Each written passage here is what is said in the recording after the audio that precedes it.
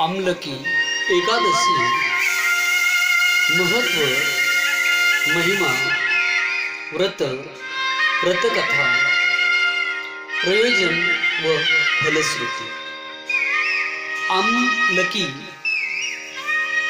एकादशी ही फाल्गुन शुक्ल पक्षामध्ये येत असते।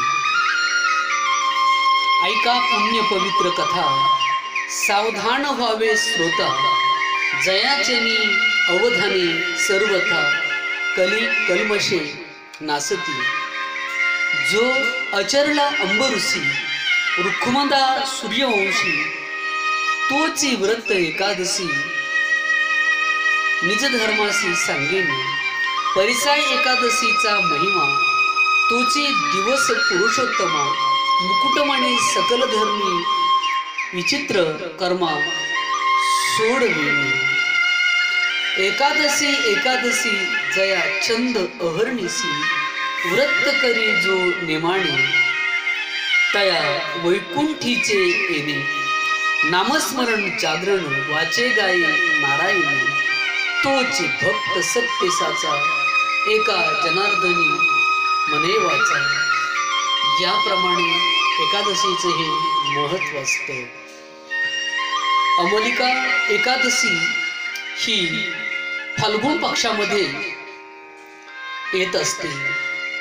आतापर्यंत या सत्संगामध्ये भगवान श्रीकृष्ण आणि धर्मराजा यांचा चाललेला हा सत्संग, आणि या सत्संगामध्ये ज्यावेळी आतापर्यंत राजा धर्माला भगवान श्रीकृष्णाने जवळजवळ 22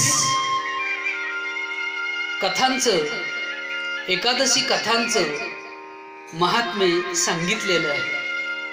आणि हे सर्व ऐकल्यानंतर राजा धर्म म्हणतो, हे यादवा, हे मुकुंदा, हे गोविंदा, तुझ्या या एकादशी व्रताचं कथन केल्यामुळे तू माझ्या कानामनाची सर्व इंद्रियाची या ठिकाणी तृप्ती झालेली आहे। तेव्हा देवा, मला तू आमलकी नावाची जी एकादशी फाल्गुन शुक्ल पक्षामध्ये येते, या एकादशीचं महत्व सांग। त्यावेळी भगवान श्रीकृष्णाने राजा धर्माला सांगितले की हे धर्मराजा, तरी अवधान एक वेळ दिजे तेने सर्व सुखासी पात्र होईचे, हे प्रतिज्ञोत्तर माझे उघड ऐका। याप्रमाणे जसे जगातील विद्वानांचे राजा आणि सम्राट ज्ञानेश्वर महाराजांसारखे श्रोत्यांना विनंती करतात की तुमचं वक्तृत्व, माझं वक्तृत्व, तुमचं अवधान हाच माझ्या वक्तृत्वाचा चारा आहे, आणि म्हणून तुम्ही जर एकदा लक्ष देऊन ऐकलं ना, तर तुमच्या आयुष्याचं कोट कोट कल्याण झाल्याशिवाय राहणार नाही। आणि म्हणून त्या ठिकाणी भगवान श्रीकृष्णाने राजा धर्माला ही कथा सांगायला सुरुवात केली की हे धर्मा, फार फार पूर्वीचा पौराणिक ही कथा आहे। या कथेला फार मोठा इतिहास आहे।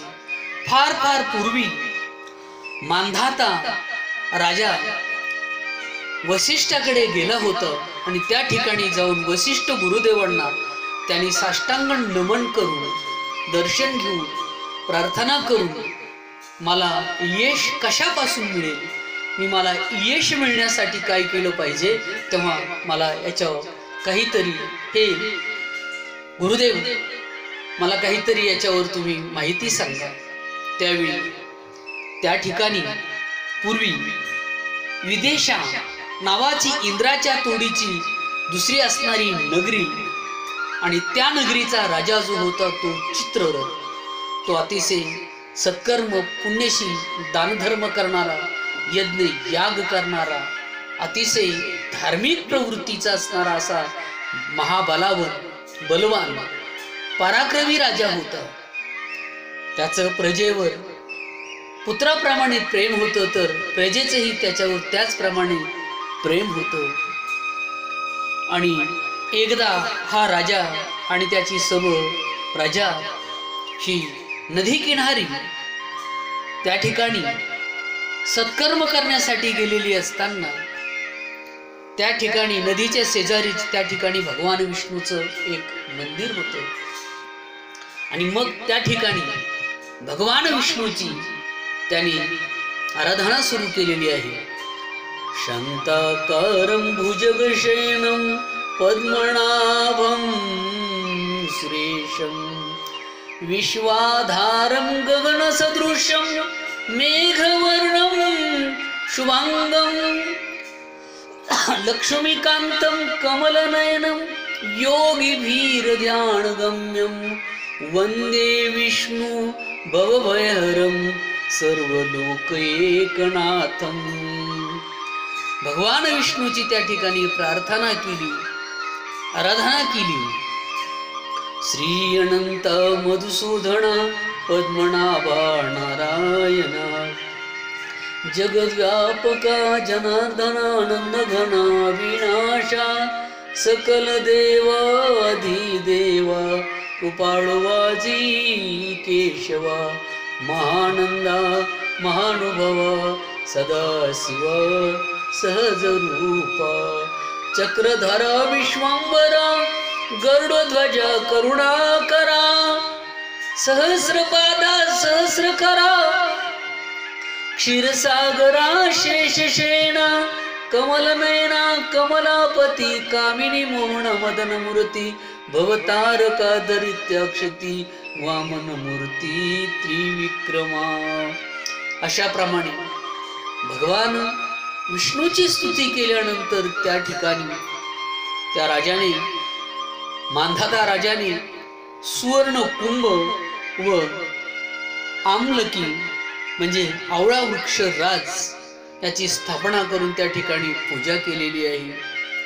आणि त्या दिवशी राजा व त्याची प्रजा सर्वजण कथा कीर्तन भगवत चिंतन यामध्ये श्रवण करत असताना त्या ठिकाणी रात्रभर जागी राहिलेले आहेत. त्या ठिकाणी अनेक प्रकारचे दिवे लागलेले आहेत. त्या दिव्याच्या शुभ्र प्रकाशामध्ये जिकडे तिकडे प्रसन्नता पसरलेली आहे. हरिनामाचा गजर चाललेला आहे, भजन कीर्तन चाललेलं आहे.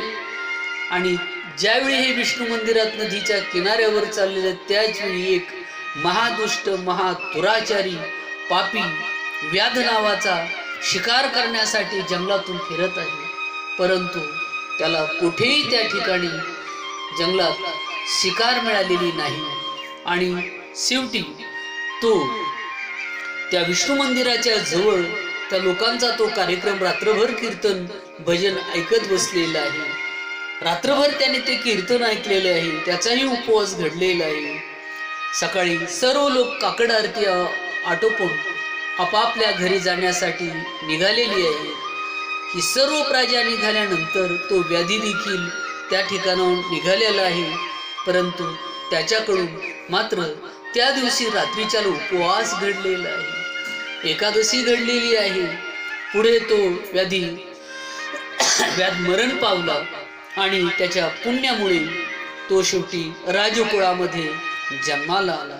राजकुळामध्ये जयंती नगरीत विदुरथ नावाचा जो राजा होता, त्या राजाच्या नगरीमध्ये त्या राजाच्या पोटी तो सुरथ नावाचा मुलगा जन्माला आला. पूर्वीचाच तो व्याध त्याने अतिशय धर्मदान केले, अतिशय चांगल्या पद्धतीने राज्यकारभार चालवला. आणि शेवटी एक दिवस तो मृग करण्यासाठी तो अरण्यामध्ये निघालेला आहे. अरण्यामध्ये शिकार करत निघाला असताना तो शेवटी त्या ठिकाणी स्वापद मारण्यासाठी चाललेला असताना त्याला एक हरिण दिसलं आणि तो हरणाचा पाठलाग करू लागलेला आहे. शेवटी त्याने आपला घोडा तिथे एका वड्याच्या जवळ झाडाला बांधलेला आहे आणि शेवटी त्या हरणाच्या पाठीमागं तो पळू लागलेला आहे.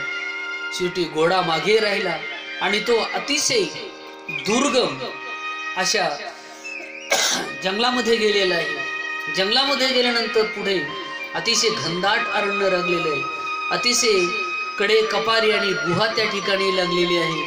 आणि अशा कड्या कपारी गुहेमध्ये तो गेल्यानंतर त्या ठिकाणी म्लेच्छांची टोळी सर्व लोक त्यांचे त्या ठिकाणी गोळा झाले आणि सगळी लोक त्या तिथल्या त्या जंगलामधून पुढे आलेली आहेत आणि राजाला त्यांनी वेढा घातलेला आहे आणि राजाला मारण्यासाठी सर्व एकत्रित झालेली आहे. शेवटी राजाच्या अंगावर आपले बाण तलवार भाले फेकायला लागले, परंतु राजाला त्यापासून काही इजा होत नाही.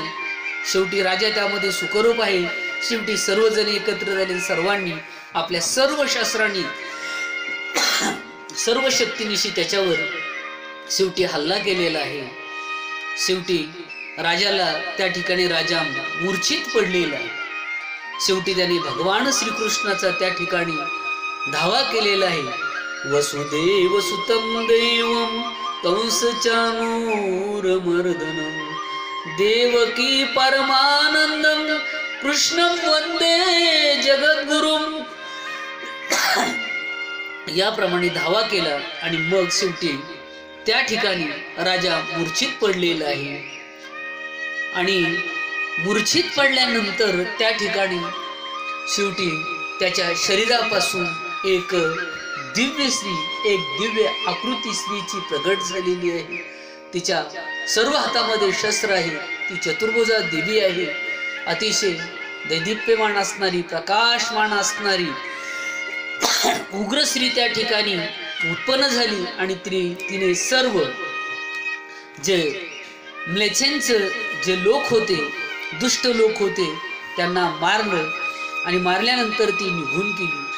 थोड्या वेळाने राजा मूर्छेतून बेशुद्ध अवस्थेतून सावध झाला आणि सावध झाल्यानंतर पाहिलं की जी लोक आपल्याला मारत होती त्या सर्व लोकांचा या ठिकाणी काय झालेलं आहे, वध झालेला आहे, मारले गेले. पण ही कोणी मारली आणि का मारली? त्यावेळी त्याच्या लक्षात आलं की आपल्या शरीरापासून आपल्या पुण्याईमुळे, आपल्या एकादशीच्या पुण्याईमुळे या ठिकाणी काय झालेलं आहे, आपला विजय झालेला आहे. प्रत्यक्ष देवीने आपलं संरक्षण केलेलं आहे. म्हणून ही दुसरी तिसरी कोण नसून ती कोण होती तर ती आमलकी ही प्रत्यक्ष एकादशीच होती. आणि म्हणून राजाला त्या ठिकाणी विजय मिळालेला आहे. आणि म्हणून गुरु वसिष्ठ गुरुदेवांनी त्या ठिकाणी राजाला केलेला हा उपदेश आणि त्याला मिळालेलं हे यश आमलकी एकादशीच्या उपवासामुळे मिळालेलं आहे. आणि म्हणून ही एकादशी फाल्गुन शुक्ल पक्षामध्ये येत असते. आपणही आपल्या जीवनामध्ये एकादशीचं व्रत करावं आणि आपल्या जीवनामध्ये आपण सद्गतीला प्राप्त हो, ईश्वराला प्राप्त व्हावं, ईश्वराची आपल्याला प्राप्ती व्हावी, अशी ही आमलकी असणारी एकादशी आहे. ही व्रतांचा राजा आहे. आणि म्हणून बाकीच्या व्रताच्या बाबतीमध्ये जर आपण ते व्रत केलं नाही तर पाप लागत नाही, पण एकादशी नाही केली तरी पाप लागतं आणि पुण्य देखील आपल्याला प्राप्त होतं. म्हणून अतिशय महत्त्वाची असणारी ही एकादशी आपल्या जीवनामध्ये नेहमी यश मिळवून देणारी ही कथा भगवान श्रीकृष्णाने सुमारे 5000 वर्षापूर्वी राजा धर्माला ही सांगितलेली कथा आहे.